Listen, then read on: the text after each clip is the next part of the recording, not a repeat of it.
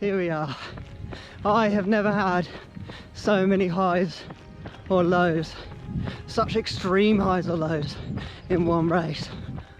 I was extremely nervous going into my first 100 miler. I never expected it to make me feel the way it did. By far the biggest difference between running 100k at the Serpent Trail and running for 22 hours at the South Downs Way 100 was the emotions. And when I went back and watched the footage of the race, there were glimmers of emotion, small snippets where you really saw it on my face, but I feel like there was more to the experience that didn't come out in the film. So this is going to be my attempt to give a bit of an insight into my mindset and how I was feeling throughout the event. And going into the race, nervousness was by far the strongest emotion. For the 2 or 3 days before the race, I was sleeping badly, my heart rate was higher than normal. You know, there was clearly, I was stressed. I was worrying about really little things like, is the taxi going to arrive in the morning? And then on the day when I arrived super early and I felt kind of awkward, and I was sat there in the grass on my own for about an hour just waiting for the race to start.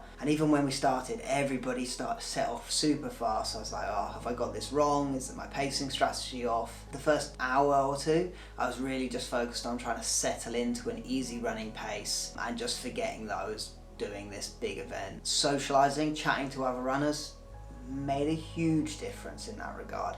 Really took away that kind of early race anxiety, helped bring my heart rate back to a normal level. Once I got into the flow, it really then just started to feel like I was out running on the trails, and I kind of started to forget the kind of enormity of the race. But sense of time was a massive thing, so we were getting 2, 3, 4 hours into the race and looking at the distances tick by 20, 30, 40k.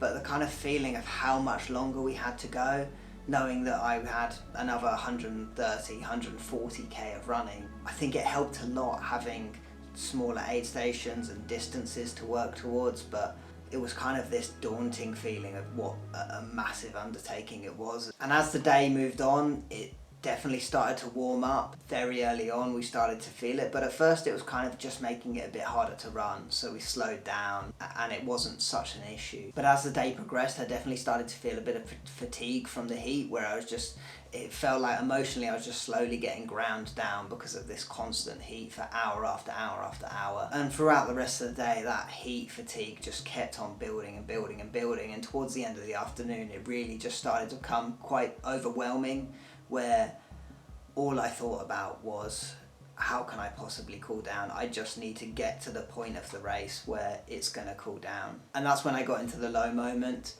where the heat and the exhaustion just built to a point where it started to pull down my other mood, my emotions, and it was towards the end of that afternoon where I got into the lowest moment I've ever got into a race. I got to the point where I was questioning why I was doing it, I was questioning why it was fun, I was thinking about potentially dropping out, and it was just emotionally, I was so exhausted from the heat and from the running that I've never been that low before in a race. It lasted for about maybe 10 minutes where I was really just like in a low moment. It was pretty intense.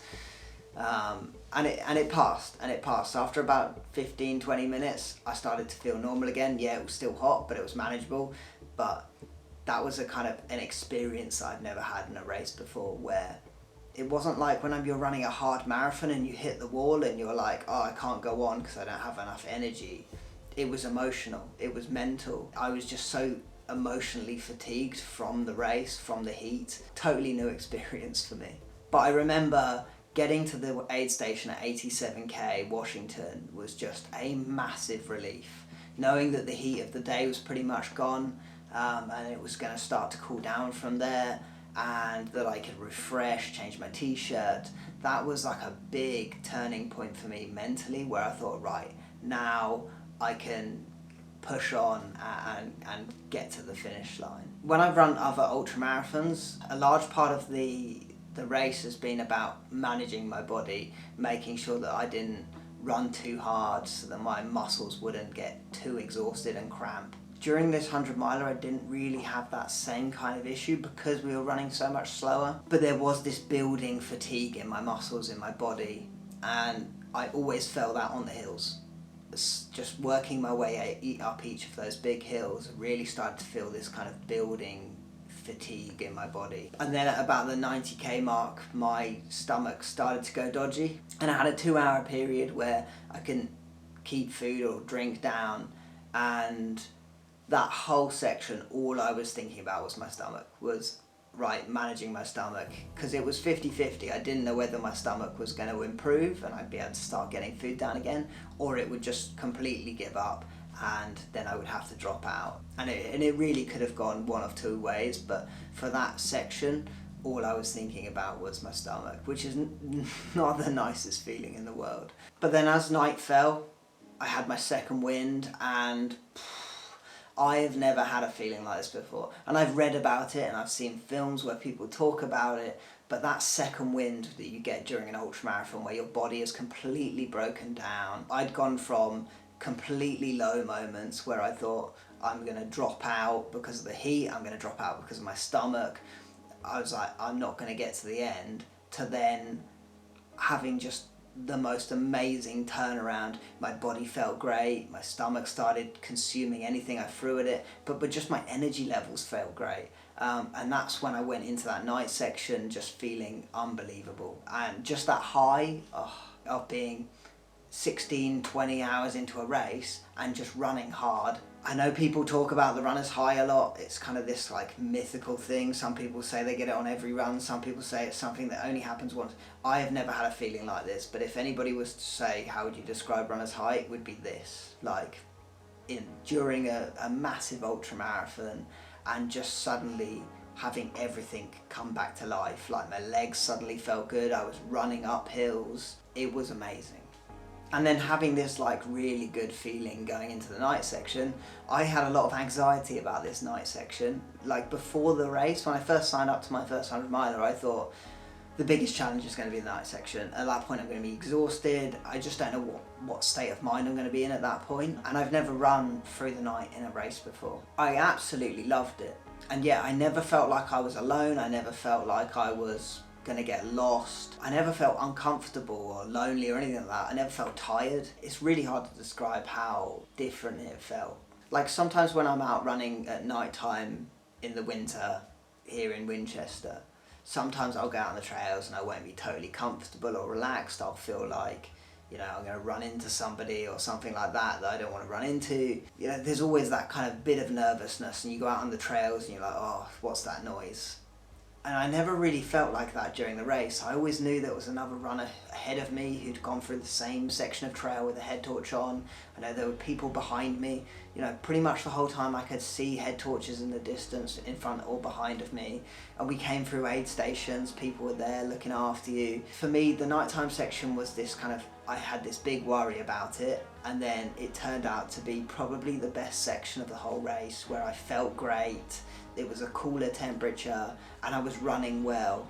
You know, I may have been running faster at the beginning, but it didn't feel it. I felt like the back end of the race felt like I was running way faster. And then getting to the top of that final hill was just like one of those moments where I'm just like, oh, everything's downhill from now. And then that whole run through Eastbourne and round the track, just this sense of achievement and just the relief of finishing was amazing. And then just to get over the finish line, I wanted to do this 100-mile race for years. So to finally get there and do this is probably the thing that I wanted to do as part of my running journey. To run my first 100-miler and to finally achieve that is just, it felt so good. And then I'd finished, and this was at like 4 in the morning, the sun was coming up, and as soon as I went and sat down and got some food, my whole body started to seize up and my energy levels just slowly started to come down. So the adrenaline disappeared, and there's a photo of me sat at the finish line where you can just see I'm completely exhausted. That emotional high of completing the event just slowly slipped away, but then I went into like an emotional low. I drained so much of my emotions throughout this race that I really was in like a low moment for not just like that night and the next day, but for quite a few days. But now, like 2 or 3 weeks later, that sense of achievement, the feeling of what I did, yeah, I mean, I'm so happy that I finally ran my first 100-miler. Straight away after that race, I was like, I'm never going to do that again. But I said the same thing after my first marathon, just when you're in that low moment after a race. But now I'm thinking, maybe I'd like to do another one. And it's still hard to comprehend. I thought maybe after running it, it would be feel a bit more rational. No, it still feels like this massive, massive thing. I can really see why people say running 100 miles builds you like mental resiliency, because what you go through in that race is just, yeah, on another level. But yeah, what an experience. Cheers for watching. Bye.